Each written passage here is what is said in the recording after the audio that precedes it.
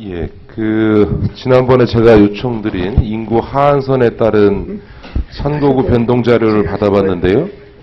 이 자료 보니까요, 수도권과 광역시는 도시지역이라고 하고, 전남북, 경남북 다 이걸 농촌지역이라고 분류를 했어요. 그렇게 해서 인구 11만을 하한선으로 했을 경우에 도시지역에서 71개가 늘어나고 농촌지역에서 17개가 늘어난다고 이렇게 자료를 냈는데요. 제가 얘기한 거는 지금 경남북, 전남북이 다 농촌지역은 아니죠. 거기도 도시가 있는 거 아닙니까? 그러니까 제가 지금 문제가 되는 것은 시도별 편차의 문제가 아니고 농촌지역 대표성 문제니까 군을 4개, 5개씩 이제 한 선거구로 하는 문제였잖아요. 그 자료를 이렇게 내시면 어떻게 해요? 그러니까 실제로 지금 농촌지역에서 인구 한 11만으로 했을 때 17개가 늘어난다고 하는 거는 농촌지역이 아니고 경남북, 전남북에서도 도시지역의 지역구가 늘어나는 거죠.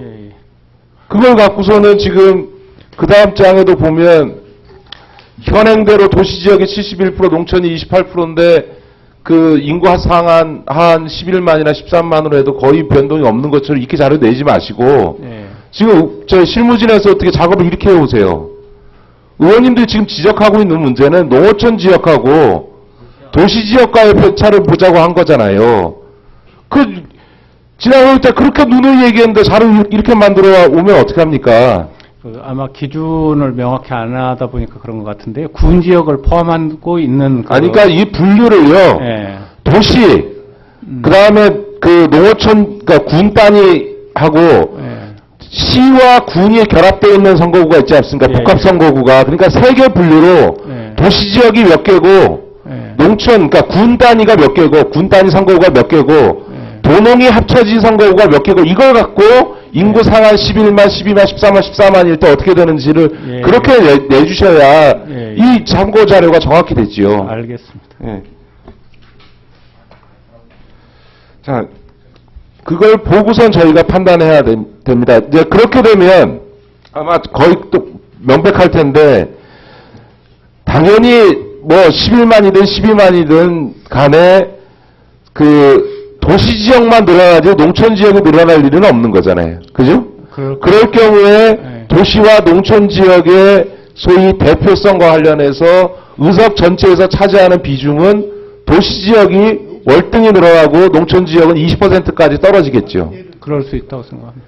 자, 그런 상황에서 이 농촌지역의 지역 대표성 문제를 해결할 길이 없는 거죠. 밑으로 내리면 하한선을 밑으로 내리면 도시지역 선거구가 더 늘어나서 도시가 더 과잉 대표되고 그렇다고 해서 하한선을 끌어올리게 되면 농어촌 지역 선거구는 통폐합을 해서 4개, 5개 군을 합쳐야만 하는 거죠.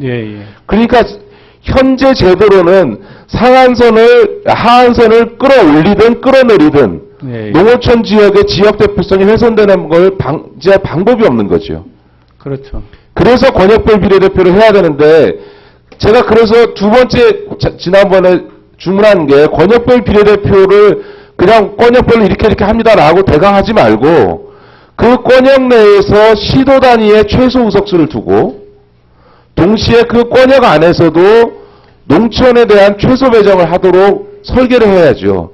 안 그러면 예를 들어 전남이든 경북이든 그 지역의 인구가 당연히 도시지역이 더 많기 때문에 권역별 후보를 정하기 위한 경선을 해도 농촌지역보다는 도시지역 출신들이 더 권역별 비례대표 후보가 될 가능성이 높은 정도가 아니라 거의 그렇게 되겠죠.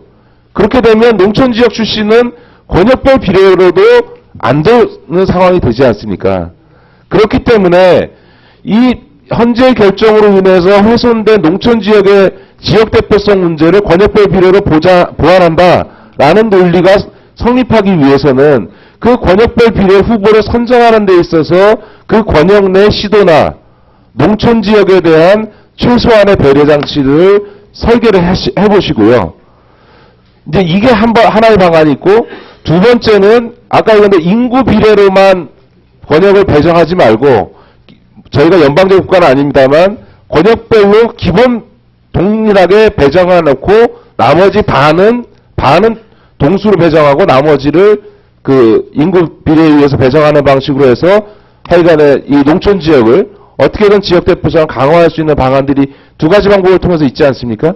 그런 방안들을 정확히 방안을 시뮬레이션 해가지고 제출을 해주세요. 그래야 우리가 이 논의를 객관적으로 논의할 수 있습니다. 아시겠습니까? 이해하셨어요? 이해는 했는데요. 정확히 반반으로 가져갈 것인지 아니면은 네네, 기본 그거는 점수를 몇 명으로 할 예, 건지 예, 예. 하는 것을 적어도 소위에서 좀 그 결정을 해서 줘야지. 그러면 그 반박까지는 아니고, 예. 알겠습니다. 그러니까 그거를 이란 이안의 형태든 아까 얘기했듯이 도농 그 비율을 정해주는 거하고 그 권역 내에서 하여간에 강원도나 제주도처럼 소외되는 도가 없도록 하는 방법이나 이런 네. 것들에 대해서 어떤 방안들이 있을 수 있는지에 대해서 그거는 뭐 저도 설계상 비교해볼 네. 수 있는 정도의 시뮬레이션을 한두 개 이렇게 예, 안을 시뮬레이션까지 안 되시면 예. 안을 어떤 안들이 예, 이런 예. 우려들을 반영할 수 있다는 점을 안을 만들어 오시고요. 예, 예. 그 다음에 두 번째로 이 국민 경선 관련해서요. 지금 그 누구도 이 오픈 프라이머리를 모든 정당에게 실시하도록 강제하는 건 위헌이죠.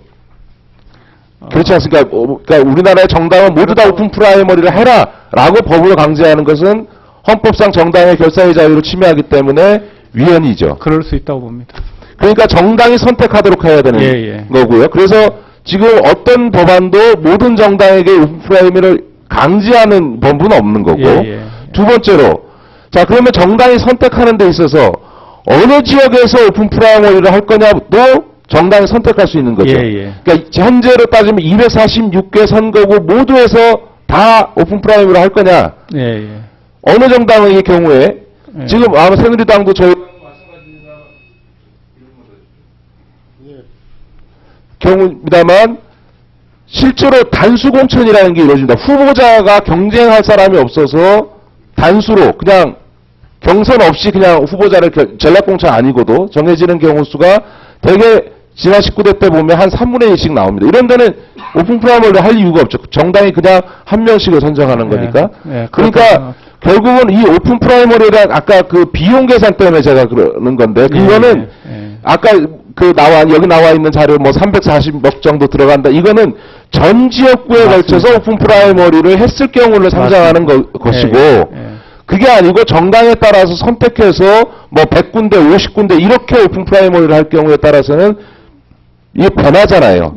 그렇기 때문에 이 비용에 대해서도 물론 이제 어떻게 할지 모르긴 합니다만 대개 평균적으로 한 선거구에서 오픈 프라이머리 했을 때 얼마 정도가 평균적으로 든다.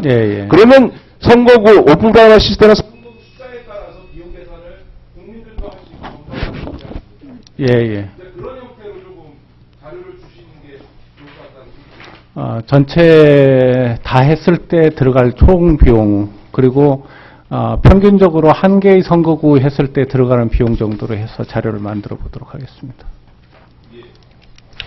예, 김기식 의원님 수고 많으셨습니다. 다음은 존경하는 김호원 의원님 질의해 주시기 바랍니다.